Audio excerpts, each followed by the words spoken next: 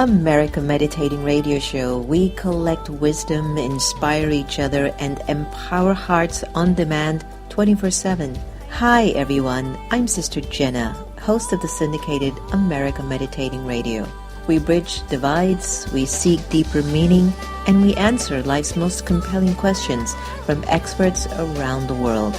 Because in a world of uncertainty and division within and out, we will need answers right here, right now. Join me and guests on America Meditating Radio, a show for everyone to learn more about this amazing thing called life.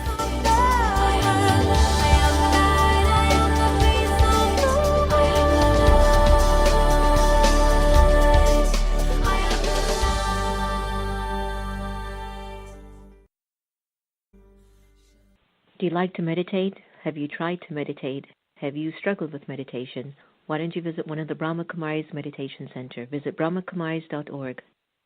The Meditation Museum in Silver Spring, Maryland offers a variety of courses and activities to make your life go a whole lot smoother. Located at 9525 Georgia Avenue, you will be able to experience the beautiful silence that's in the space. There are courses in Raja Yoga meditation, positive thinking, stress-free living, and personal development classes. For more information, call us at 301-588-0144 or visit us online at meditationmuseum.org.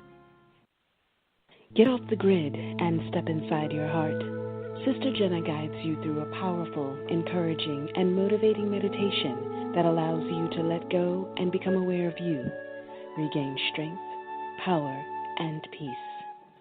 I was 11 years old at my first national championship. I fell I don't know how many times. Michelle Kwan is the most decorated figure skater in U.S. history. But I had a dream. My dream came true because I dedicated myself. Dedication made Michelle Kwan a champion. I was passionate about something, and I made sure that I worked hard for it. And dedication can make your dreams a reality. Whatever your dream and goals are, they can come true. Dedication. Pass it on from the Foundation for a Better Life at values.com.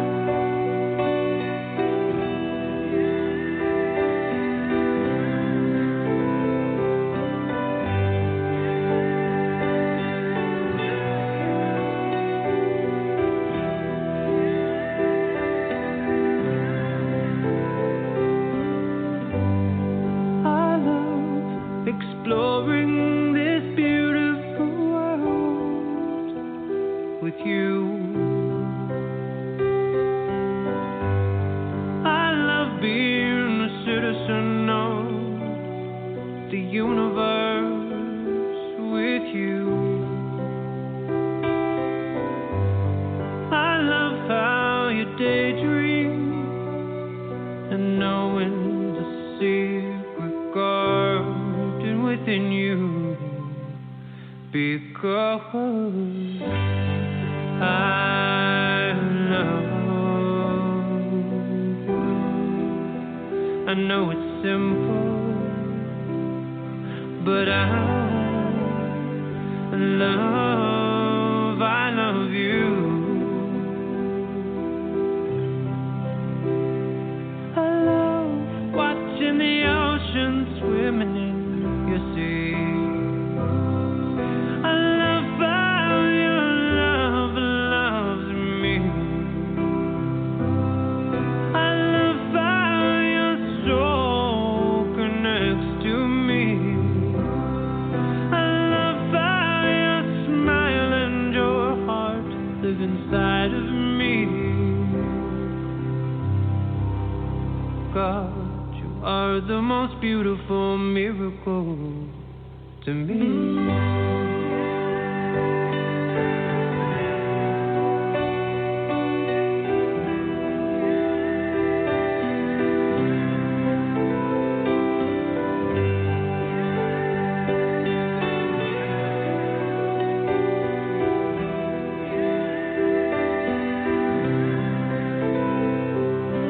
Spending time in paradise, knowing you the way that I do makes me love you. Spending time in paradise, knowing you the way that I do makes me love you. I'm hypnotized by all the love in this lifetime.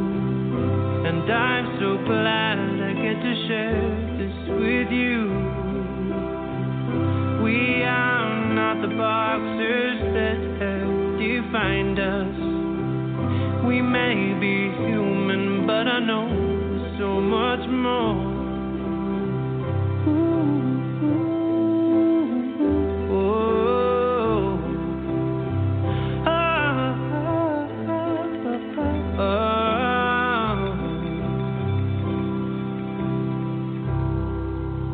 God, you are the most beautiful miracle to me.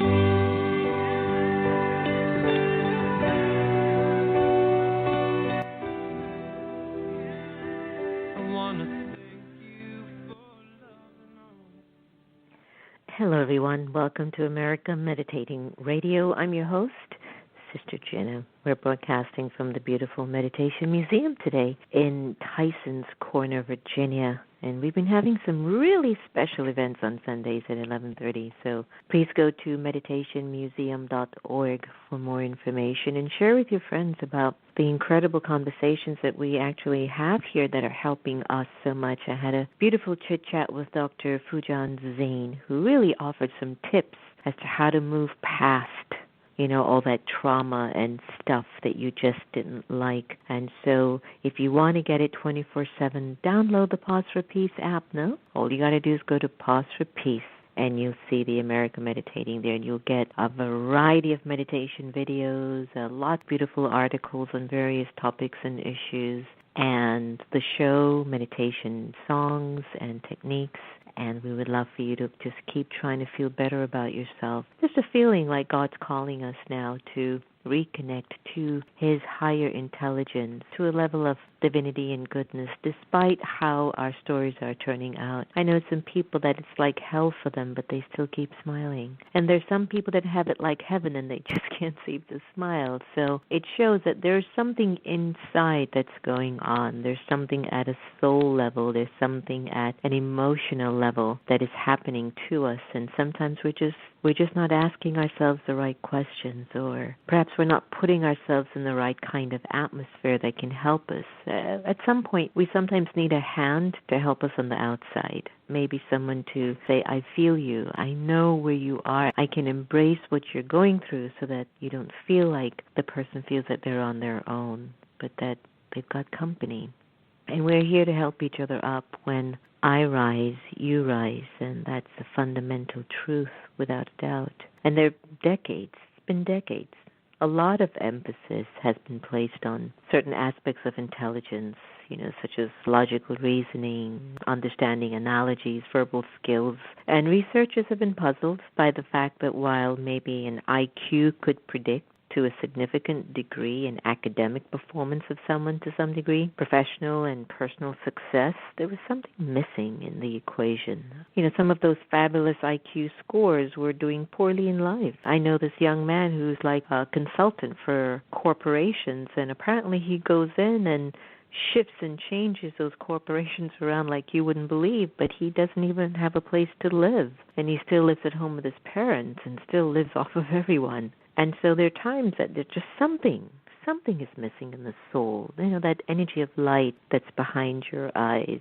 It's as if they're almost wasting their full potential. Maybe they're thinking too much and behaving in a way that's just counterproductive, perhaps. Maybe just going against the grain of who and what they think they are. And emotional intelligence is a huge conversation. There's a groundbreaking book by Daniel Goleman, which was based on years of research. Many scientists, such as Peter Salovey and John Mayer, many others, to just name a few, various reasons. And thanks to a wide range of abilities, people with very high emotional intelligence tend to be more successful in life than those with a lower E IQ, even if their classical IQ is average. So an emotional intelligence, to me, is where you're having a very deep relationship with yourself and it's happening to you. You somehow feel comfortable in your skin. Your soul sits comfortably inside of yourself, and it is able to articulate one's thoughts and feelings and even one's concerns very clearly to another person. One of the tenets that I have used in my communication skills with others is to be mindful of the way the other person's going to feel, that they're okay, and that what I'm about to say won't, really ruin the way that they're feeling inside. And how well do I perform? Can I be honest? Maybe 7.5 out of 10. There are just times that I'm on the top of my game, and I'm so clear that what I'm about to say might hurt someone's feelings. And I want you to consider this, that whenever you speak in a hateful or a disrespectful way, you're not in a good emotional state, period. So that's going to come across anyway to the other person, even if your words are right. Even if your words are right, the vibration that comes through those words is what everyone picks up first. It's the most uncanny thing. I've had this ongoing long-term relationship with somebody who, is respected and I think has their, credits of who they are and their commitment to life and to service to humanity. But there's something about every time I'm in front of her presence, I could just sense this sort of a dislike, and she doesn't settle inside of herself when I'm in front of her. And she's smiling. She might be saying something nice to me, but I can see it, and it's invisible, but it's present. It's the strangest thing. It's invisible, but it's very, very present. And I can sense just through her whole vibrational field something's not right. So this emotional intelligence is really, to me, the key to us really being able to find our own success in life. Stay tuned. We're going to have Dr. Marc Brackett on, and we're going to have a heart-to-heart with Marc. Before we get Marc on, let's relax the mind a little bit from Just a Minute Meditation CD. Take a deep breath, everyone. Relaxing my mind. Taking just a minute, I sit comfortably relaxed, inviting my senses to relax, meeting them as friends, appreciating the work they do. I now choose to give them a break. I imagine closing the motorways of my senses. My thoughts begin to slow down. My mind becomes clear. For a few moments, nothing is moving. My mind is free, resting. I now return with clarity. Thank you so much, Sister Genti. That was relaxing my mind from her Just a Minute meditation CD. You're listening to America Meditating Radio, and I'm your host, Sister Jenna. We're broadcasting from the beautiful Meditation Museum in Tysons Corner, Virginia. Wonderful events and programs are taking place here, and I have to tell you, it's solace for the mind, the heart, and the soul. And there's a saying in India, those who live by the Ganges don't appreciate it as much as those who visit it. And so I'm sure that if you visit it, you will appreciate it versus those who are living it. The American Meditating Radio is proud to welcome Dr. Marc Brackett. Marc is the director of the Yale Center for Emotional Intelligence and professor in the Child Studies Center at Yale. His grant-funded research focuses on the role of emotional intelligence in learning, decision-making, relationship quality, well-being, performance, and organizational climate. Marc is the lead developer of Ruler, an evidence-based approach to social and emotional learning that has been adopted by over 1,000 public, charter, and private schools across the United States and also in other countries, and that even includes Australia, England, Italy, and much more. Marc has published over 100 scholarly articles and is the recipient of numerous awards, including the Joseph E. Zins Award for his research on emotional intelligence in schools, and his research is featured regularly in popular media, including our wonderful New York Times and the beautiful National Public Radio. Marc regularly consults with school systems and companies around the world, including Schwab and Goldman Sachs, and today we're proud to welcome Dr. Brackett to the America Meditating Radio. Hi, Doctor. Hello, how are you? Hi, having a day of full agenda today? Yes, it is, but that's good news, right? Better to be busy than bored. I agree with that completely. I opened up the show about talking about the importance of emotions, and I was sharing a story about a young man who is one of the greatest management consultants for corporations, but he doesn't have a place to live, and he's always kind of living off of someone. And, you know, emotions have such a wide definition. You can call someone like emotional who gets really angry very fast, or you can call someone with emotional intelligence as someone who's just intuitively connected. I find the topic of emotional intelligence extremely intriguing. Can you tell our listeners a little bit more about it and what it all means? Sure. So in our center, we see emotional intelligence as a set of skills that pertain to our ability to recognize emotions in the face and body and voice, even our own physiology and thought processes, to understand where those feelings are coming from and their influences on our thinking and decisions, to having the right words or labeling emotions, to knowing the how and the when to express our emotions, and finally, the underlying skills in regulating emotions. So what are the thoughts and actions that we use to feel more, less, or the same amount of a particular emotion?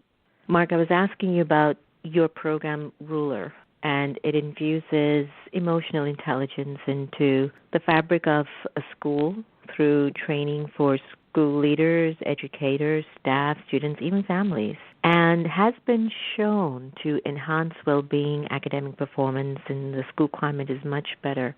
In today's time, we're finding that the education system really needs a lot of support and a lot of help. Could you share with our listeners how your program works and how does it lead to improved academic performance? Sure. So emotional intelligence, from our perspective, should not be an add-on to a school. It should be infused into the way leaders lead, teachers teach, students learn, and families parent. But we also have learned that people need certain tools. So, for example, we have one tool we call the mood meter, which is an evidence-based tool to help people build self-awareness through developing a sophisticated emotional vocabulary that helps us think through the emotions we're having more carefully and decide whether or not that feeling is the right one for what we're about to do. So, for example, if I were feeling irritated from an argument that I had at home before I got to work and I was using the mood meter, I would plot myself saying irritated, but then I would say, all right, is this emotion going to help me run that faculty meeting or staff meeting? And the answer would be probably no. So then I would say to myself, okay, so what's my goal? My goal is to shift into, say, the green, which is to feel more calm and tranquil and peaceful. Okay, so what's my strategy? So it's that process of helping people identify, right, and then consider the strategy that will best serve them to achieve their goals. And have you been finding that it's really, really effective now? I mean, give me one success story. So, I could think of a zillion success stories, but different perspectives. So for example, I have a friend now who is a school principal who uses Ruler. And she recognized that, she was a very high energy, kind of she was a former coach. So she'd run into meetings like, go team, go team. And what she didn't realize is that she was overwhelming her staff, with that energy every single time. So one of her strategies was to use some self-talk to just remind herself that not everybody wants to be energized in every meeting. So she needed to learn calming down strategies to be more present with her faculty, to not overwhelm some of the introverts like myself. Oh, come on. You need people who can keep inspiring you like that. Come on, team. I need to do that with my team every day because we're meditators. So everybody gets so zen. I'm like, come on, we've got to get going here. You've done your zen bit. I mean, really, is that overwhelming for people? Well, no, you're the opposite, right? So you need to do the reverse because everybody's like, all right, get off the cushion. We have to have a real meeting here. Exactly. Good. I don't feel so bad now. So that would be a different strategy. That would be and I'm like that because I'm very calm, content, tranquil. I like to go to coffee shops and think about life. But, if you're giving a keynote presentation at a conference and you're talking like this all day long, people are going to fall into a state of oblivion. So it's really being aware of what emotion you're feeling, what emotion is ideal for the situation you're in, and kind of your pathway for getting there. Right. How hopeful should I be with, we do have a new Secretary of Education, and I know that there were a lot of questions about her abilities, Betsy DeVos, DeVoe, and do you foresee a time when emotional intelligence will actually become incorporated into the curriculum of every school? I am an optimist in this area, so I have to say yes, mostly because so many schools are reaching out to us for training and support, and also there are larger national initiatives that are supporting this work. So I'm a scientist that is part of a national commission called the National Commission for the Social, Emotional, and Academic Development of Children. And it's a group of policymakers and government officials and researchers and practitioners who are working together to help support the implementation of social and emotional learning into our schools from different perspectives of policy, research, and practices. So that's super exciting, and I feel quite optimistic that we're going to have an impact. I'm glad to hear that. I think that's so important. Over the last few years, you've been working with Facebook to develop tools that could help adults and children, develop emotional intelligence and maybe even, take care of certain issues that are going on with each other online. Could you tell us a little bit about that work and the impact that it has had? Sure. So a number of years ago, people at Facebook reached out to us to ask us, what could we do to support the teaching of emotional intelligence for adolescents and young adults in particular who are having difficult situations. So, for example, someone posted a picture that made them feel uncomfortable or said something mean or hurtful. And what we did was we built a reporting system to help students just have a better experience. So, for example, you said something that was mean or hurtful to me, I would be able to go through a process of identifying the problem, identifying the feeling that I had about the situation, and then given what the situation is and the feeling, we created support systems for you. So one would be, for example, a pre-populated message to send back to the person and say, hey, that made me feel uncomfortable. Would you please take it down? Meaning the picture or the post. Or it would say something like, you know what, this seems like really problematic. You should get off Facebook now and go speak to an adult to get the support you need. So it really took into consideration the child's experience and their emotions to help drive how we supported them. That's very good to hear. It's so optimistic. I'm so glad you're doing what you're doing, Mark. It's amazing. Ruler program, how can interested schools get more involved with the Ruler program? So it's really easy. They just go to our website, which is ruler, RULER.yale.edu, and we offer institutes at Yale for smaller schools, and for larger districts, we send a team out to work with schools. Mm-hmm. And I think I would like to suggest that everyone goes to the Twitter account also, which is Ruler Approach, which seems to be updating a lot of individuals on how best to get engaged. I like the one that you had 2 hours ago. Educators, help us understand how you're feeling at work, so you give them a survey. That's cute. Yeah, we have a whole research initiative at our center called the Emotion Revolution, which we did a couple of years ago, understanding high school students. And this year we're doing the study with educators.